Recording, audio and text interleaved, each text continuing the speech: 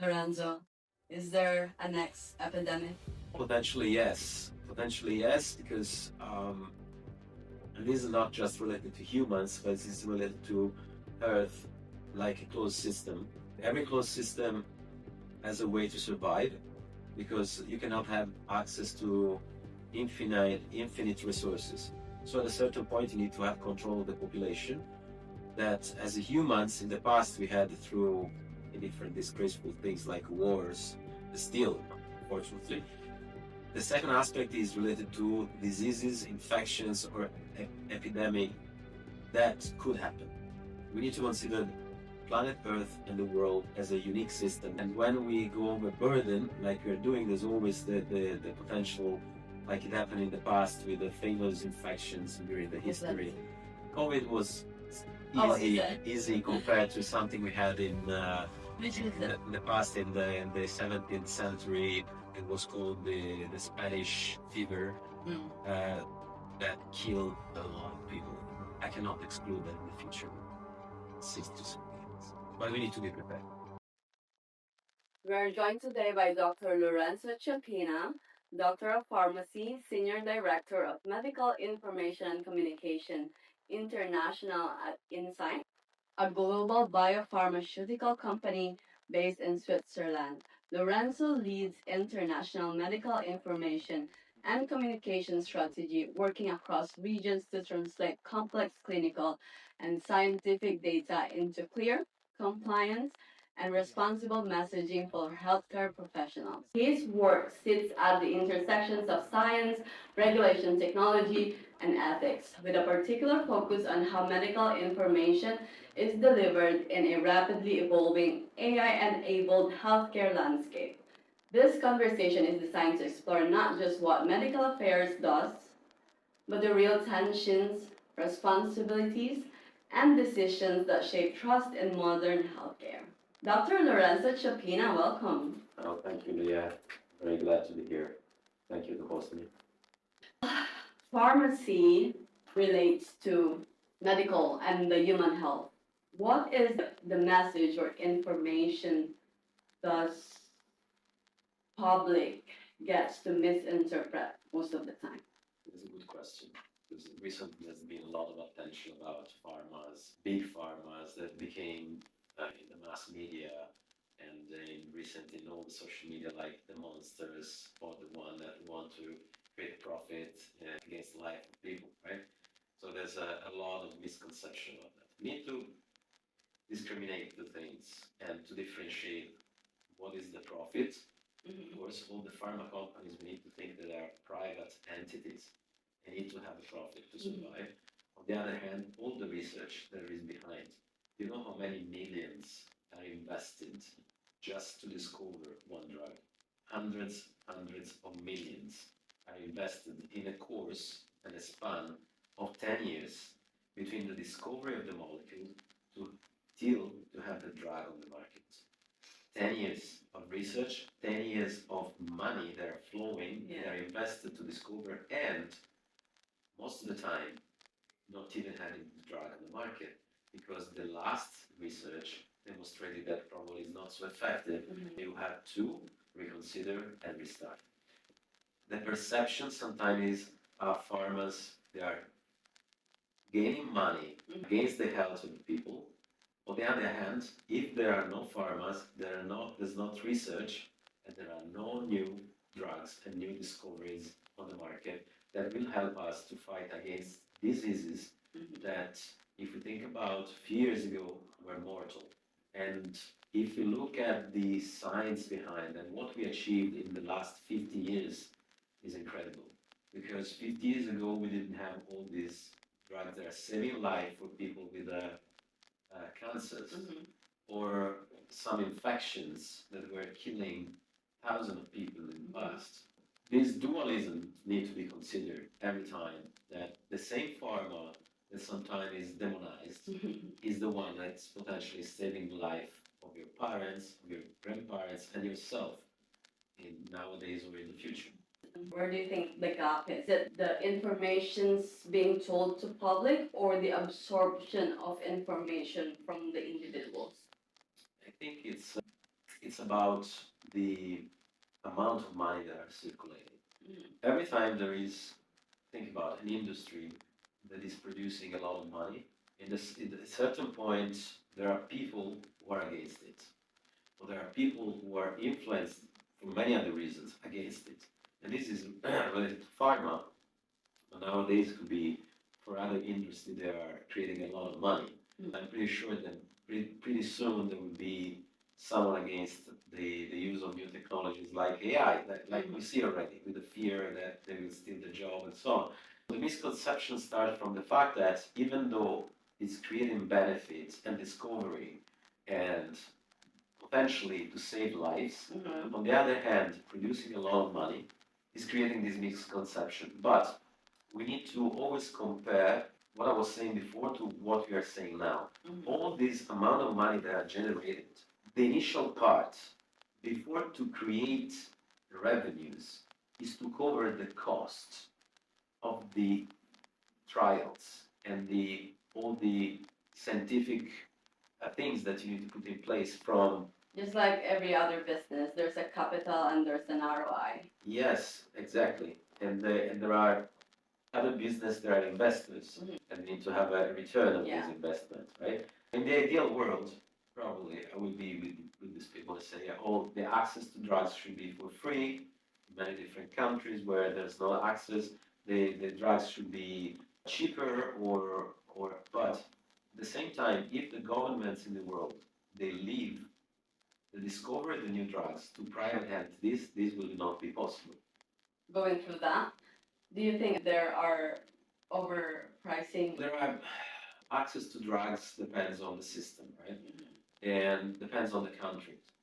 And in let's take US. US is on one hand the first country where you can have access to innovative drugs because the competent organ that is approving the FDA is very rapid and approving drugs also in a stage of the development of the process of the drug that is earlier compared to other countries like Europe, for example, or different countries or UK. At the same time, is the country where the price of the drugs is higher. This is why, because over there the system is private, and everyone should go through private insurance to cover the costs of the drugs. And for this reason, because it's also the first to put on the market and the first country to take a risk, they need to have higher prices for the drugs. This is then the other countries, they have different systems where it's covered by the government.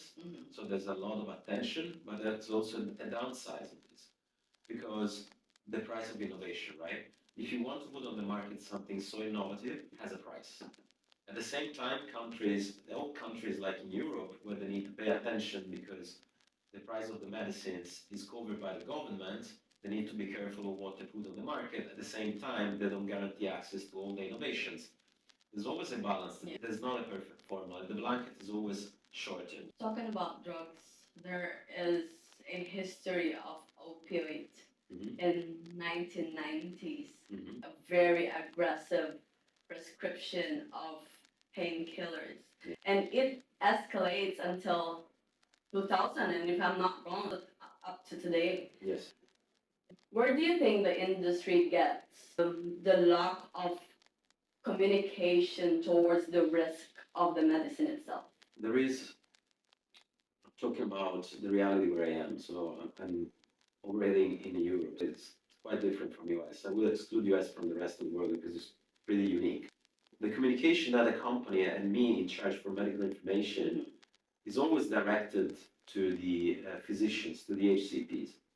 We give and provide the correct way of using the drugs and not abusing or misuse or off-label use of the drugs. This is important to have because we are linked with the ethical and very stringent regulations and as well as compliance, internal and external, that is regulated by different bodies in different countries. These need to be taken into consideration. Then there's the other aspect that is in contrast with this of the communication of the single doctors to patients and the relationship that the single HCPs they have with their own patients that is becoming demanding. In the sense that a drug that, think about, Leah, a drug that take out your pain is something that if you live with that pain or a chronic pain, or that can be caused by a real physical damage or something that you have, or because it's a psychological issue. But I don't make any difference because it's created by your brain is something that you feel is real. So there's no difference. There's a damage or it's something that is psychological. It creates a sort of I need it, right? Well, and when you go to your physician and you say, I need it, doctor, because otherwise I cannot leave, the first the first move of a physician is to try to solve the problem, right? For the two different aspects, yeah. Because first they want to care about their patients, yeah. Because it's historically is the, the they say that they should help. The second thing is that because it's becoming something that they need to deal with many, many different patients. And sometimes a physician, a family physician, has to deal with a thousand of patients that constantly are going there beating. We are humans. And yeah. The point says, you know what, take it. The people that we call them front in the line, they are the one who saves lives. Yes. But they also don't save lives. If that makes sense. Yes. What's your thoughts on that? there's always a balance, right? That is, and it's difficult, believe me, that being in the company and being a physician is not an easy job. It's not easy because you need always to think about what is the immediate benefit and the long-term benefit or the consequences. We were talking offline before that I don't used to take drugs. Why this? Because every drug has an effect and it has side effects. Because it's not that it's targeting exactly and specifically only that receptor. For example, I have migraine, and I need to fight against the migraine, and I think that there's this specific drug that goes there and exactly eliminating the problem. Doesn't exist. There's always even though recently we try to have this, of course, target therapy, and they are excluding other receptors to avoid the side effects, is impossible not to have something else. And something else brings to have dysfunctions in other organs, or at the same time, because as I was telling before, there's not a difference between what is psychological and what is the body. We are connected, we are unique piece. This has an effect in our brain. The effect of I want it. I want to feel good. I want to stay better. I want to have a normal life. And this brings to the abuse. Because even though probably the problem there's no more, it continues to be in your brain. And you continue to want it and abusing it because there's also another effect of drugs that need to be taken into consideration. The minimal effective dosage. The minimal effective dosage change over time. Why? Because most of the time, and I'm going a little bit technical, and tell me if it's yeah, no not, problem. Right? I love it, but I have one question. Yes, please. Before you proceed on that, you're talking about the dosage. Yeah. Will the doctor can make a mistake of prescribing you a certain amount of dosage of particular medicine? Depends on in which field. Of course. Because there were abuse goes. Yes, there is the difficulty on finding the right, let's say, talking not specific, the right amount of drug, right, that you need. It's subjective because it's true we are all humans, but we are all biologically and genetically different. That is good in some way. The way that you react to a drug is specific, and that depends on many, many different factors. They are written in our genome. Nowadays, we know better about this compared to a few years ago. Now that we have instruments to characterize and look at the different genomes of the different people, for some specific drugs, now is almost exact because we know exactly what is the target, how much is expressed in that particular body, and we go directly. But for other things, it's very difficult because of this.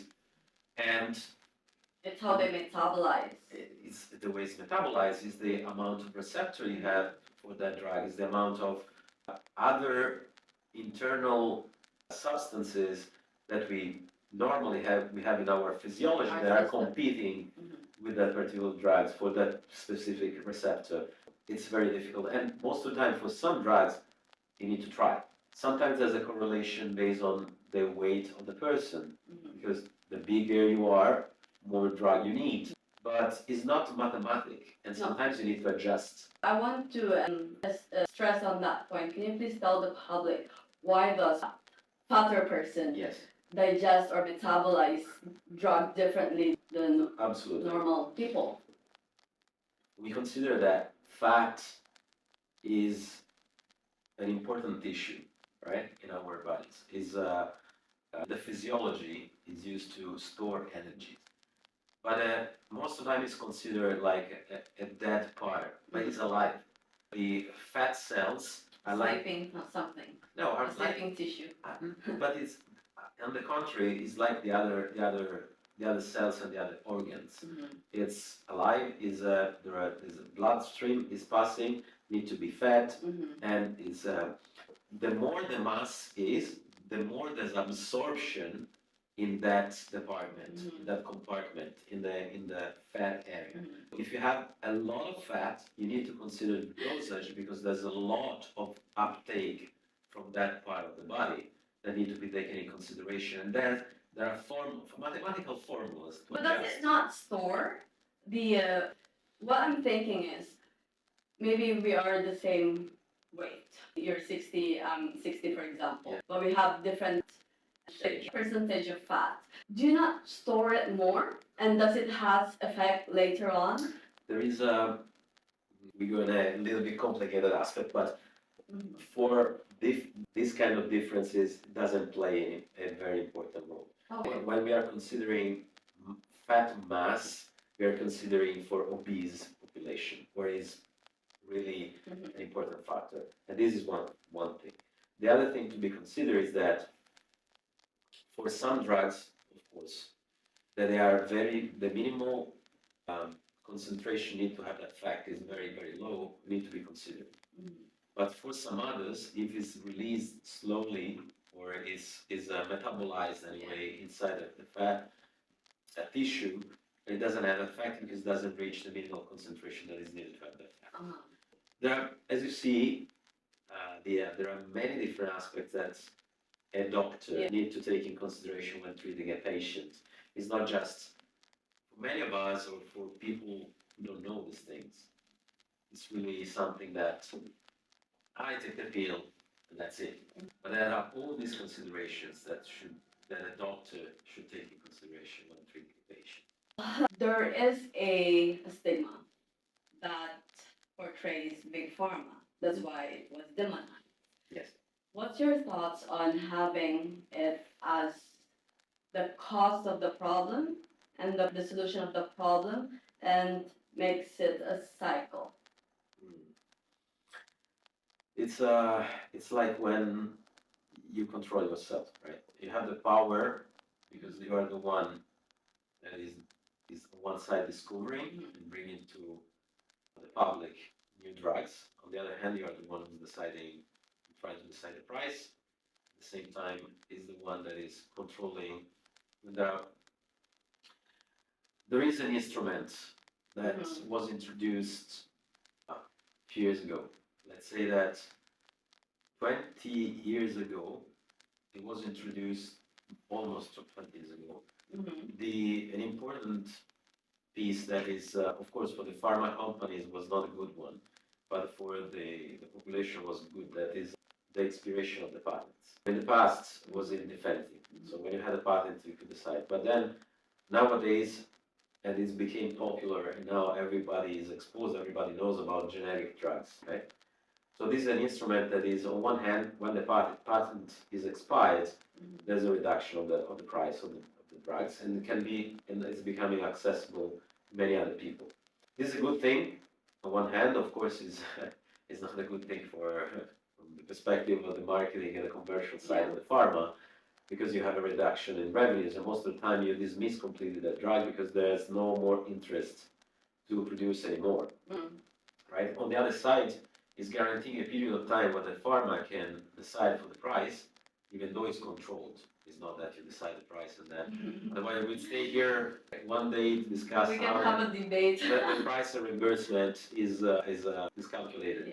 But at the same time, there's this control that you have a period of time that usually is around 10 years for your patent, that you can guarantee the return of the investment that you made for the discovery of that molecule. At the same time, then afterwards, to guarantee the fact that it can be distributed to a large number of people, because then it's becoming generic. And it's produced with a very low cost. But this doesn't mean that, and then again, I'm going into, I don't want that, I won't defend the pharmas because I'm part of the environment, but I want to explain to people that they need to know. When you say, but you see, now that the drug became generic, the price dropped about 80%, right? Right. That is fine. But, and then so they say, oh, they could be cheaper before. It's yes and no, because we need to consider that those years of the patent are calculating the price in order then to have the return of the investment you did plus the gain, right? Once this is done, you have the return you did. So the price that you have for the generic drug is related to the cost of the good itself. Then, of course, after that, all this cycle is much less, because in 10 years, also the technology of production improved and you have less cost for the production itself. Because of you had already the return of the discovery of the drug. So it means that if all those companies are focusing just in producing generics, the cost they have is much less for the company who discovered that molecule itself. I want to discuss two things. Yes. GLP-1 and ADHD, because these are the most recent topic that is relevant to pharmacy. First, what's your thoughts on GLP-1? We know always to consider why the drug was discovered and how that is used. Yes. And there's always a misuse of drugs. And why it becomes like out of the public. Yes. These kind of drugs were originally discovered, the intent was to control diabetes. Everybody knows that now. And the effect, and then the collateral effect, basically, was a reduction in weight. So GLP-1 is a drug that is going to interfere, to make it easier, and a cascade that is going to gluconeogenesis, to reduce glucose, to put in circle, and so on. If you block it, what it means that you reduce the absorption of glucose, that is leading to that diabetes people that have issues on production of insulin or uptake of insulin or whatever. So it means that after a meal, after whatever, they could have a spike in glucose in the blood, and so this leads to many complications related to the diabetes. These drugs were discovered in order then to fight against this process, right? But a good side effect was the reduction in weight, because those patients then, they see that there was a reduction also in the appetite that was not only linked to the primary effect, that was to reduction of glucose, because as I was saying before, most of the time, drugs that have an effect on a primary target, but it has an effect also in other targets, in this way, they go centrally and they affect the centers of the hunger, right? This was a good one in this case, like sildenafil, that is the famous Viagra, was discovered for pressure control, and then the side effect became popular. Okay, so in this case, what happened? So they discovered this. Then the people thought, okay, so I can use this drug for another important piece, that is control the obesity for obese people. And so a huge market nowadays, right? And so it is a good way of using the drug. And then arrive to celebrities and to people that say, oh, just for aesthetic or because I want to have a shortcut, I'm buying and I'm purchasing, I don't want to know how, because this should go through a prescription. This drug because I want to control my weight. I want to have a shortcut because I'm a celebrity, I have a movie or have something, I need to appear on TV, I'm not ready, I want to take a shortcut, I'm doing it. And when it's becoming popular this way, and then let's say nowadays you say it's going viral, because these famous people are using on it, even the normal population, they say, okay, they are doing, I can do it. So this goes through, I think, a very, very, very important not related to pharma, but to everything about the importance and the responsibility of these mass media influence people they have on the people. Because their behavior can influence millions of people. And if they showcase that they have a shortcut that is available, and they say it's safe, look at me, look, I feel good, I feel fine, then the people are going through, not showing all the other effects that you have. And there are downfalls. And now we can see about the use of these drugs nowadays are leading to, because the reduce of the fat mass is not only the effect that these drugs have, the other part is the reduce of muscles. That is one particular, very most important, actually, side effects Yes. of using GLP-1 is not only losing fat, Yes, but also the reduction of muscle. exactly. So the reduction of muscles that is leading to losing strength, losing even the appearance. I have to say that some of the famous people that we know that they use like they lose also the facial muscle. Yeah. They look like zombies. That's why also in correlation with this, aesthetic clinics are also in demand, like Botox, fillers. Yes, it's a chain. You know? It's It's a chain. It's creating a demand, and then it's creating an industry behind. But do you not think it's a pharmaceutical? I think it's more, and I don't want to point because I really believe that there are many doctors there that are fighting to save lives. Yeah. At the same time, we are humans. There are many doctors who are there to be like to prescribe things because of the return they can have, right? So I don't want to go too much into this because I strongly believe there really people are saving lives, they are fighting in conditions in the world that is very critical. I agree. But at the same time, there are some that they don't feel that they are doing wrong thing on prescribing this thing even though it's not necessary, and just because they have return in money for that. So we are humans, and we know that it's always the good and the bad in everything. The supply and demand. Yeah. The consequences, and the easy thing is to look at the pharma. They're producing it, they're bad guys. Yes, of course, they have a return. If they prescribe even more, they have more return. But if the things are done correct, respecting all the rules and regulations, it should not happen. The usage of it. Similar to ADHD. Exactly.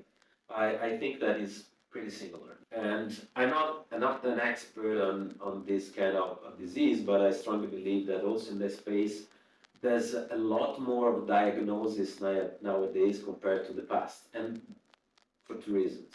One is good, because you're able to diagnose on time. That is a good part, because you know the fact, you know which are the symptoms and so on. On the other side is this kid is agitated, he suffers from ADHD or the misuse of those drugs intentionally.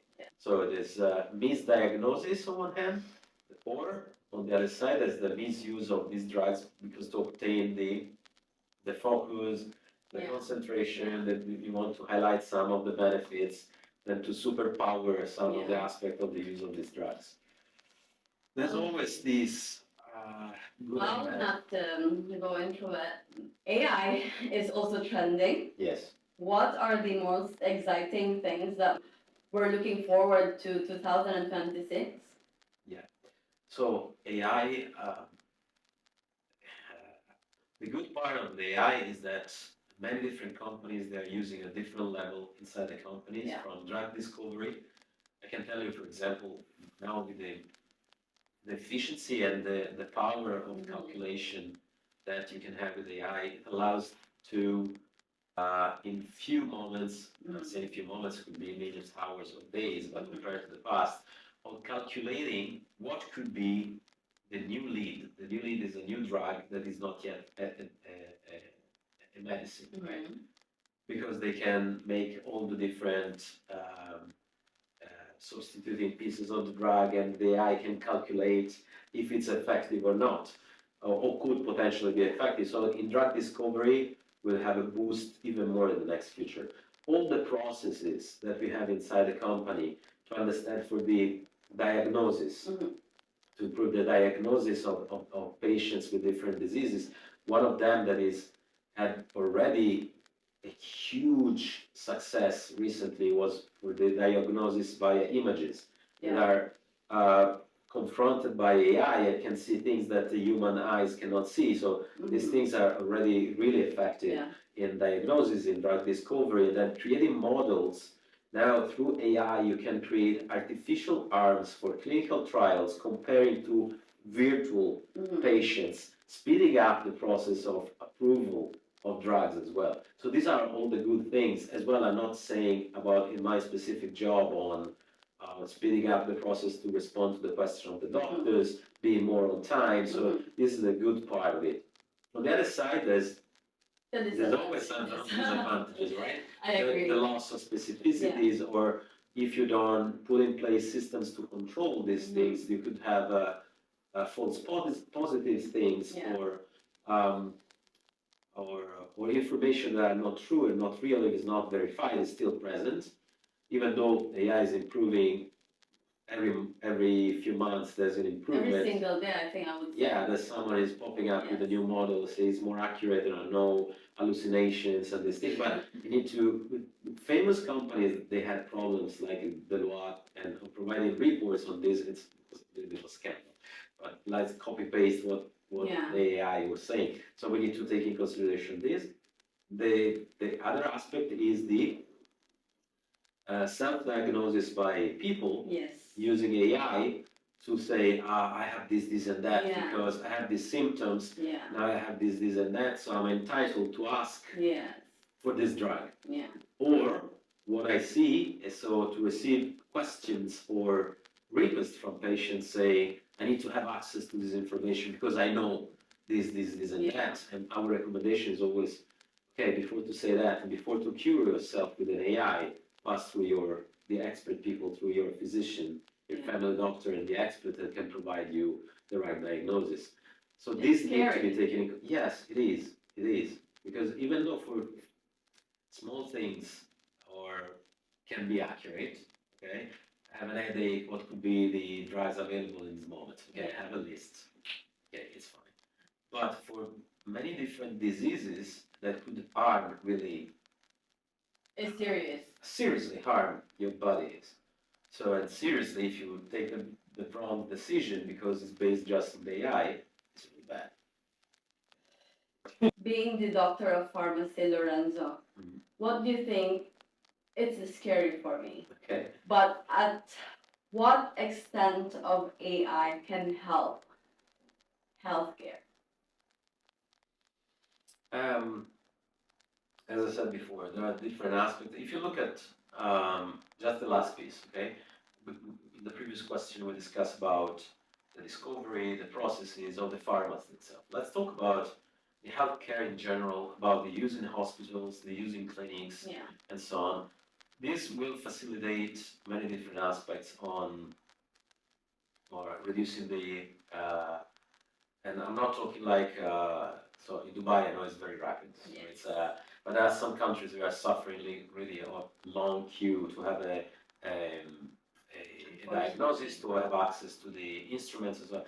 All these aspects could be improved on maximizing, on having someone really managing these aspects and reducing the time that you need to have access to the doctors, reducing the time you need for the final diagnosis, for interpretation of images, and so on. I think this will speed up some processes as well as to maximize and calculation on that it goes beyond, is going to the pharmaconomy and the use of drugs, which are the ones that are more used, so which access we should provide to which class of drugs, because the population is moving in that direction and so on. There are many different aspects that the AI can really improve life and can speed up some processes nowadays as lowering down the access to the cure sometimes to people.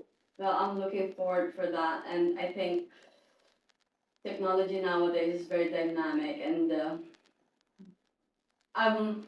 it's scary at some point, but at some point I'm looking forward for maybe a discovery of the diseases that we haven't had cure for, Stone Age, AIDS, or cancer. This for sure, in the next future, will assist to many new drugs that can come to life. Yes. Very more rapidly. Yeah.